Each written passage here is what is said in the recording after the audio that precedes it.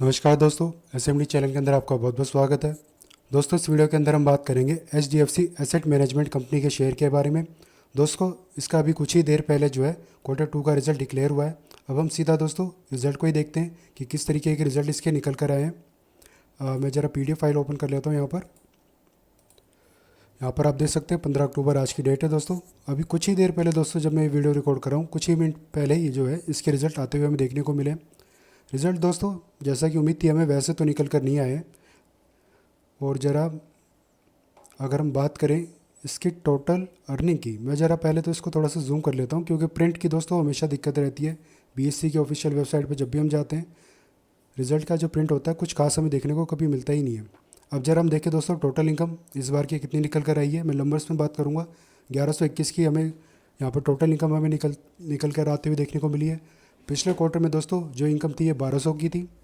और वहीं अगर हम देखें दोस्तों टोटल एक्सपेंस यानी कि खर्चे की, 240 करोड़ का खर्चा है। पिछली बार था 214, यानी कि इस बार खर्चा भी ज़्यादा हुआ है और इनकम भी कम हमें आती हुई देखने को मिली है।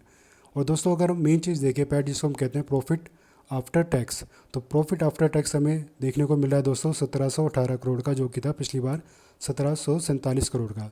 तो दोस्तों ओवरऑल जो हमें देखने को मिल रहा है प्रॉफिट में इस बार थोड़ी सी कमी हमें देखने को मिली है। लेकिन एक लार्ज कैप कैटेगरी की कंपनी है दोस्तों, तो बहुत ज़्यादा इसका नेगेटिव इफेक्ट नहीं पड़ेगा। लेकिन अगर हम इसके चार्ट पर चल के देखें तो दोस्तों थोड़ी सी चिंता यहाँ पर हमें देखने को मिलेगी, क्योंकि जो इसका लाइफ आई है दोस्तों, डे चार्ट इस वक्त हमने ओपन कर रखा है। इसका डे चार्ट हमें अगस्त का जो महीना था दोस्तों जब इसका लाइफ आई बना था वो था 5927 पे।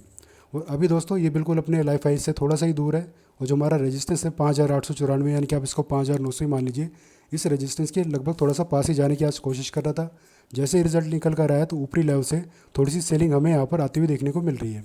अब अगर दोस्तों यहाँ से ये ऊपर की तरफ हमें थोड़ा बहुत जाता हुआ देखने को मिलता है आने वाले कुछ सेशन में, तो आप मान के चलिए ये एक ट्रैप होगा। तो इसका मतलब यही है दोस्तों, जो आम ट्रेडर है यानी कि मेरे और आपके जैसे जो आम ट्रेडर है जिनके पास हार्ड अर्न मनी है, जो बहुत सोच समझ के मार्केट में पैसा लगाते हैं अपना, तो उन लोगों को दोस्तों बाइंग साइड में बिल्कुल भी पोजीशन यहाँ पर क्रिएट नहीं करनी है।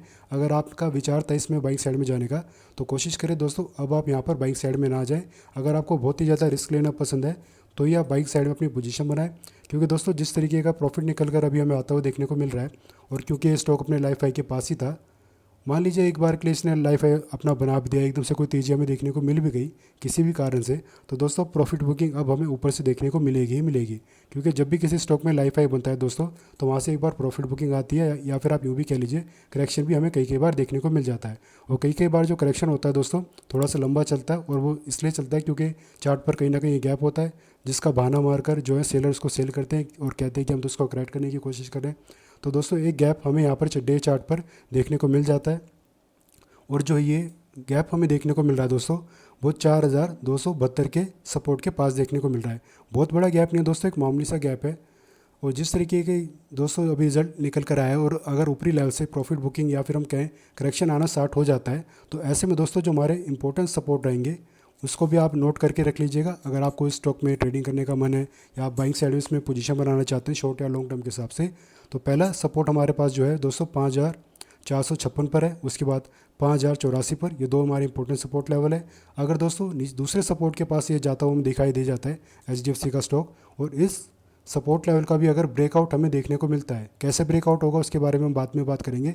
तो नीचे में जो हमारे मेजर सपोर्ट लेवल रहेंगे दोस्तों 4768 और 4272, ये कुछ इंपॉर्टेंट सपोर्ट लेवल रहने वाले हैं अगर हमें यहाँ पर कोई बड़ा करेक्शन या बड़ी सेलिंग देखने को मिलती है। अब हम बात करते हैं दोस्तों कि किस तरीके से ब्रेकआउट ब्रेकडाउन यहाँ पर होता हुआ हमें देखने को मिल सकता है आने वाले टाइम में। तो दोस्तों मान लीजिए हम अगर अपने दूसरे सपोर्ट की बात करें 5084, यहाँ पर कोई बड़ी सी रेड कैंडल अगर बनती है आने वाले टाइम में, और इसकी नीचे की तरफ ये क्लोजिंग भी दे देती है, तो अगले 5 से 10 सेशन जो रहेंगे दोस्तों इस कैंडल के बाद, अगर उन सबकी क्लोजिंग इस सपोर्ट लेवल की नीचे की तरफ हमें देखने को मिलती है, तो इसका मतलब ये है कि ये सपोर्ट अब वीक हो चुका है, यानी कि इसका ब्रेकडाउन कंफर्म हो चुका है, और इस शेयर जो अब धीरे धीरे नीचे जा सकता है। लेकिन दोस्तों नीचे जाने में यानी कि करेक्शन होने में टाइम लगता है, एकदम से कोई बड़ी गिरावट हमें इस स्टॉक में देखने को नहीं मिलेगी, क्योंकि काफ़ी हैवी कंपनी है दोस्तों, छोटी मोटी कंपनी नहीं है, लार्ज कैप कैटेगरी की कंपनी है। तो इस तरीके की जो बड़ी कंपनी होती है दोस्तों, इसमें जो सेलिंग या फिर आप करेक्शन कह लें बहुत ही धीरे धीरे और बहुत ही स्लोली हमें होता हुआ देखने को मिलता है। तो दोस्तों चांस रहेंगे अगर ये हमारे ऊपर के सपोर्ट चले जाते हैं तो 4768 के आसपास डेफिनेटली फिर हमें देखने को मिल सकता है। तो ऐसे में दोस्तों हमें जब बाइंग साइड में पोजीशन बनानी हो तो हम कौन सी स्ट्रेटजी को यूज़ करके चलेंगे। तो मान लीजिए दोस्तों ये अपने दूसरे सपोर्ट के पास आ चुका है और RSI, हम RSI को दोस्तों ज़रूर यूज़ करते हैं अपने किसी भी स्टॉक को परचेज़ करने के लिए। सपोर्ट पर शेयर का प्राइस आ जाए और RSI दोस्तों ऐसे में 25 से लेकर 35 की रेंज के बीच में हमें देखने को मिल जाए। कुछ कुछ केसेस में दोस्तों 25 के नीचे भी RSI में देखने को मिल जाता है। लेकिन जब ये कंडीशन हमारी पूरी होती है, दो सपोर्ट वाले और RSI वाली, तब हम तीसरी चीज़ यहाँ पर ऐड करते हैं अपने कंफर्मेशन के लिए और अपने पैसे को सेफली इन्वेस्ट करने के लिए।